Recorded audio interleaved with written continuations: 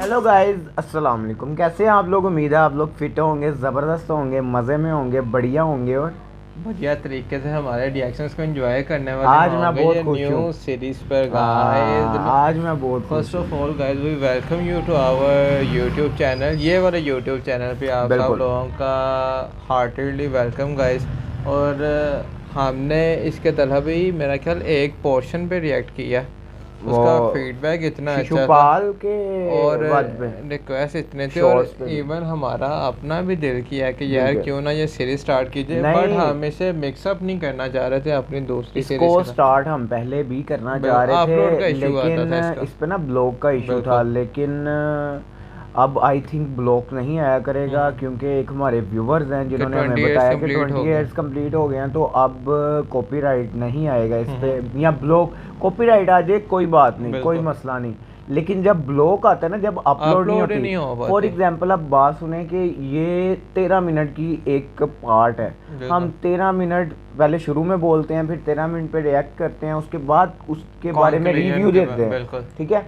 तो जब ये 15-16 मिनट की वीडियो बन जाती है, जब हम उसका थंबनेल भी बना लेते हैं, तो जब हम रात को इसको बैठ के अपलोड करते हैं ना, तो तब ब्लॉक आता है। बिल्कुल। वो तब समझ लें कि सारे दिन की आपकी मेहनत ज़ाया हो तो जाती है। गाइस अब हम तो अब स्टार्ट करने जा रहे उम्मीद हैं। है क्योंकि पहले अपने व्यूअर्स को बता तो दें कि हम शुरू क्या करने जा रहे हैं हाँ, भाई। ये नहीं, उनको थंबनेल से तो पता चल गया होगा। और वैसे भी मोहसिन भाई, जो आपने हमारे उस चैनल पे बिल्कुल। पोस्ट लगाई थी ना, वहाँ से काफ़ी लोगों ने कहा है कि कंटिन्यू करें, उन्होंने एग्री किया हमारी पोस्ट के साथ।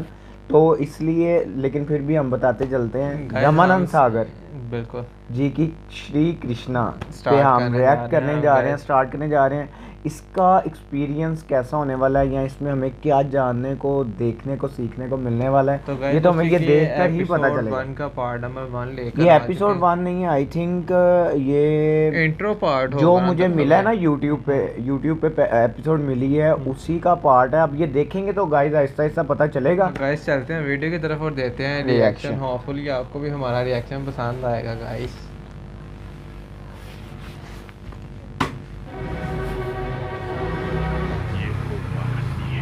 पखंडी है। सवाल का ढोंग रचाकर अपना प्रभाव डालना चाहता है। राजा का स्वागत नहीं, आसन नहीं, जल तक नहीं पहुंचता। राजा का स्वागत इसी नहीं। समय इस दुष्ट का वध कर देना चाहिए। अवश्य ये दंड का अधिकारी है। अच्छा अच्छा अच्छा अच्छा अच्छा अच्छा। भाई ये एक महाराज क्या ऋषि के ऋषि वही ना। संस्कारों के कारण अपने आप को उस पाप से रोक लिया।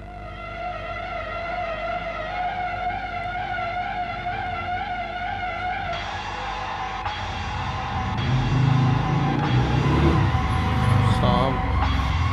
उसको कोई कह रहा है कि ये जो ऋषि हैं, इन्होंने तुम्हारा स्वागत नहीं किया, तुम ना राजा हो। जाके पूछा ना हाँ, तुम्हारा स्वागत किया। ये दंड का अधिकारी है। ओ भाई, वो ऋषि हैं, तपस्या में तपस्या कर रहे हैं। ये क्या करने लगा है?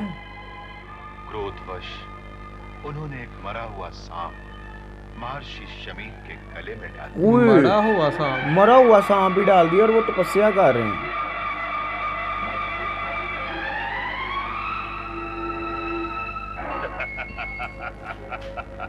ये क्या सीन था? पर आप देखेंगे तपस्या भंग नहीं हुई। वो मलिंग है तपस्या में।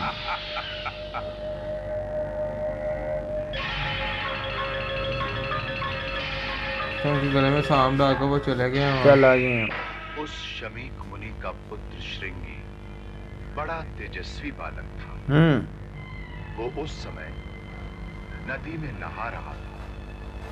दूसरे ऋषि कुमारों ने वहां जाकर उसे सारा वृत्तांत सुनाया कि किस प्रकार एक राजा ने उसके पिता का तिरस्कार किया है। अच्छा,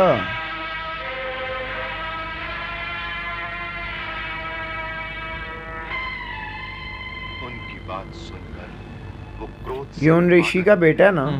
और उसी क्षण नदी का जल अंजलि में भरकर उसने राजा को श्राप दिया। शराब दे दिया राजा को। राजा को शराब दे दी। जिस अभिमानी और मूर्ख राजा ने मेरे महान पिता का ऐसा घोर अपमान किया है, वही महापापी आज से 7वें दिन तक्षकनाग के काटने से उसकी प्रचंड विषाग्नि में जलकर भस्म हो जाएगा। तक्षकनाग के श्राप काटने इस से। धरती पर किसी के टाले से नहीं टल ये मेरा सकेगा। श्राप इस धरती पर किसी के टाले से नहीं टाल सकेगा। और तक्षकनाग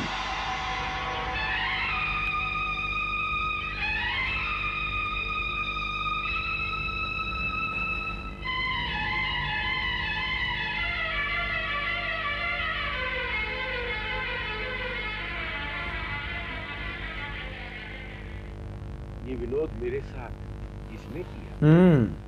गुरुदेव, कोई राजा आया था। कोई राजा?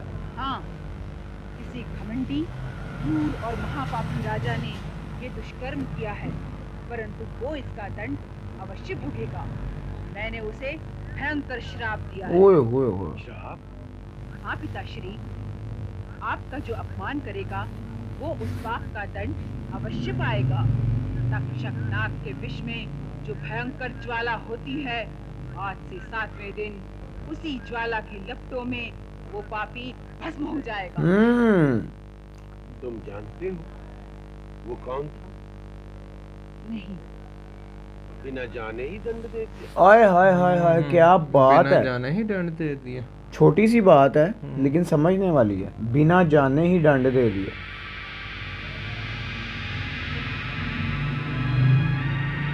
वो ध्यान लगा रहे हैं। याद कर रहा है कौन सा राजा था? I think so.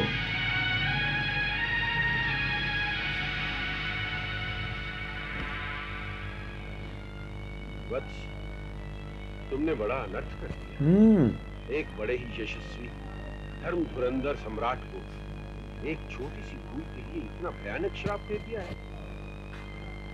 वो परम भक्त गौ और ब्राह्मणों की रक्षा करने वाले, अपनी प्रजा को संतान की भांति पालने वाले हैं? ऐसे राजऋषि हैं। राजऋषि देवता भी करते हैं। जिनका सम्मान देवता। लेकिन हमने तो ऐसा कुछ नहीं देखा। बालक, ऐसे राजा के न रहने पर जो संसार में अनाचार फैलेगा, वैदिक आर्य धर्म का लोप हो जाएगा। लोग वर्ण संकर हो जाएंगे। इस पाप में तुम्हारा भी भाग गिना जाएगा। तपस्या से शक्ति अवश्य मिलती है, परंतु जो भगवान के भक्त होते हैं वो इस शक्ति का प्रयोग अपना बदला लेने के लिए नहीं करते। बिल्कुल। वक्त अपने अपमान, आक्षेप अथवा मारपीट का बदला भी नहीं लेते। तुमने तो एक निर्दोष राजा पर प्रहार किया है। निर्दोष राजा जिसकी पर। बुद्धि समय के लिए कलिकाल ने हर जिसकी बुद्धि कुछ समय के लिए घोर अनर्थ किया है।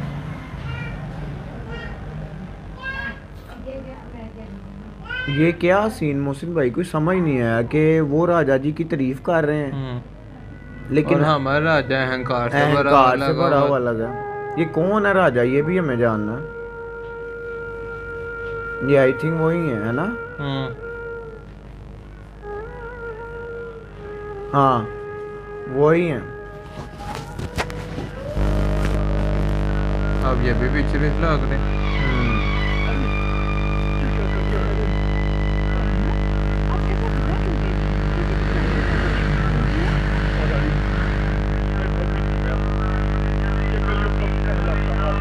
कलयुग का पहला वो। आज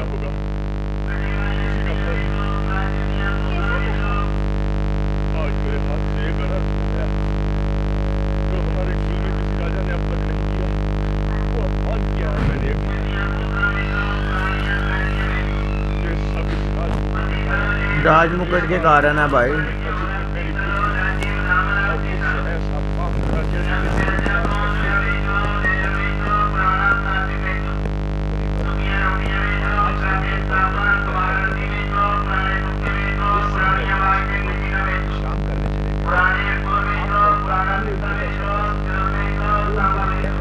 हाँ, उनकी निंद्रा का समय। जागने का समय है और मैं उन्हें जगाने आया। उन्हें अपनी आत्मी मृत्यु का ज्ञान नहीं है। कल प्रातः तक तो ये वो राजा के पास आ गए गया। मैं। इसलिए मेरा आवश्यक है। इसी में उनकी शराब जो दिया हुआ है उनके पुत्र उनका ने। पुत्र ने तुरंत कि उन्हें एक हमारे तक्षक आने नाग की के काटने से उनका। जो आपकी अपनी बात। और आप देखेंगे वो ऋषि खुद उनके पास आ गए हैं बिल्कुल। फिर क्या, ये सोने का बोझ सिर से उतरा है तो पवित्र बुद्धि जागी। पवित्र बुद्धि मैं जागी। इसके लिए कड़े दंड का अधिकारी हूँ। यदि आप उनके पास जाके क्षमा मांग लें तो आपको क्षमा कर देंगे। वो तो खुद आपके पास आए हैं। हाँ। मेरा एक अपराधी की भांति उनके श्री चरणों में जाना आवश्यक है। मैं प्रातः ही जाऊंगा। वो भी आ गए द्वारपाल। क्या है? द्वार पे महाराज के दर्शन की प्रतीक्षा कर रहे हैं। स्वयं महामुनि शमी। स्वयं। जी महाराज।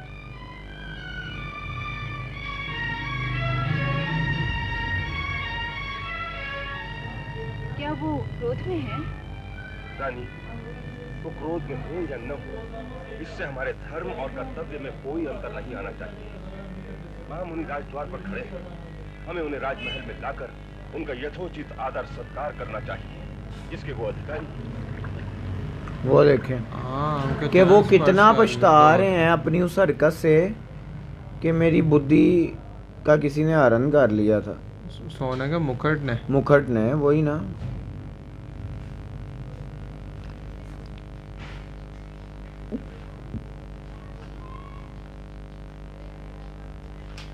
मतलब कि जो महर्षि थे वो बिल्कुल सही कह रहे थे राजा के बारे में। महाराज, आपके आगमन से राजमहल पवित्र हो गया।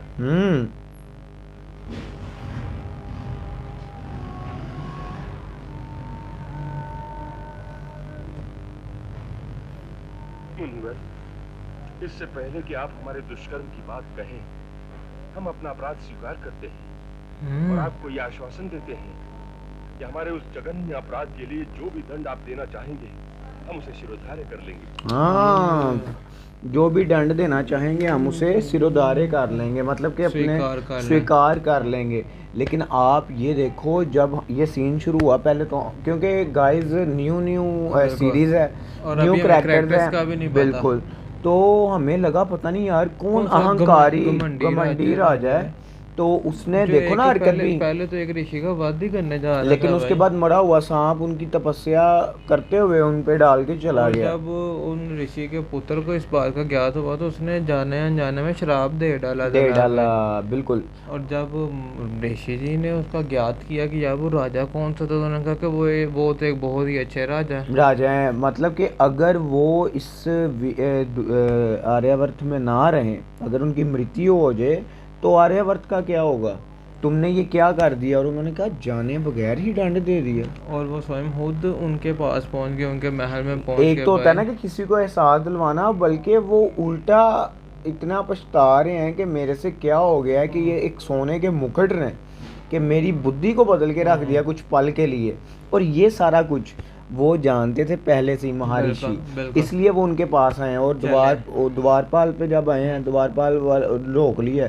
वो कहते हैं कि अगर उनके आराम का समय, उनका आराम करें, उनके जागने का समय, उनकी मृत्यु उनके समेत आ रही है, कल तक तो बहुत देर हो जाएगी यार। मजा आ गया। और आप देखेंगे उसके बाद महाराज ने किस तरह उनके चरण स्पर्श किए और उनसे अपनी भूल की क्षमा भी मांगी और दंड को भी स्वीकार किया। आप पर तलहा भैया, आप इस सीरीज की बात करते चले जाएं यार कि क्या कमाल आप देखेंगे ना, इसमें कोई वीवीएक्स ना कोई एडिशनल, मेन इसके ओरिजिनल कंटेंट, अट्रैक्शन कितनी ज्यादा है। वही ना ओरिजिनल कंटेंट कि भाई अगर आप कुछ ऑथेंटिक, तो ये मुझे वो लग रही है बिल्कुल। तो गाइस हम हैप्पी हैं और आज हमने इस पे रिएक्ट भी किया, मज़ा भी है। और हैप्पी इसलिए कि ऑथेंटिक देखने को मिलेगा, क्योंकि हमने काफ़ी सीरीज़ पे रिएक्ट किया है, तो वो अब बनती हैं तो उसमें कोई कुछ ना कुछ खुद से ऐड किया जाता है ताकि वो जो है बना रहे। तो गाइस हमें तो इन सीन्स पे रिएक्ट करने का बहुत मज़ा आया। अगर आपको भी ये वीडियो देखने का, हमारे रिएक्शन देखने का मज़ा आया हो तो इस वीडियो को ज़्यादा से ज़्यादा लाइक कीजिएगा, शेयर कीजिएगा, कमेंट कीजिएगा। और गाइस स्पेशली हमारे इस चैनल को सब्सक्राइब करना मत भूलिएगा ताकि नई आने वाली वीडियोस टाइमली आप लोगों तक पहुंच सके। तो गाइस मिलते हैं नेक्स्ट वीडियो नेक्स्ट पार्ट के साथ।